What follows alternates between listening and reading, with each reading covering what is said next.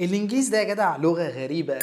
يعني الشوربه مثلا اللي احنا بنشربها دي عادي، اللي هو المفروض نقول درينك بقى، درينك سوب، يقول لك لا الشوربه eat I eat soup، انا باكل الشوربه. ازاي يا جدع؟ دي حتى اسمها شوربه. ولا النطق بقى بتاع الانجليزي، يعني مثلا كلمه يا اخي زي الكلمه دي، كلمه كيو اللي معناها طابور، نطقها كيو زي اول حرف بس، يعني كأن الحروف التانية دي كلها ملهاش لازمه. طب حاطينها وبتقرفونا بيها ليه؟ طب سيبك انت من النطق، تعال نشوف الجرامر القواعد اللي المفروض تكون مظبوطه والدنيا تمام. يقول لك والله الماني uncountable، الفلوس لا تعد. الله، ازاي بقى؟ هنهزر؟ دي اهم حاجه تتعد. ولا الكلمات، تخيل انت لو حد ألدغ، اللي هو مثلا زي لو جه ينطق كلمه ساوثن يقول لك ثاوثن، تخيل ده بالانجليزي ألدغ ده يعني ايه؟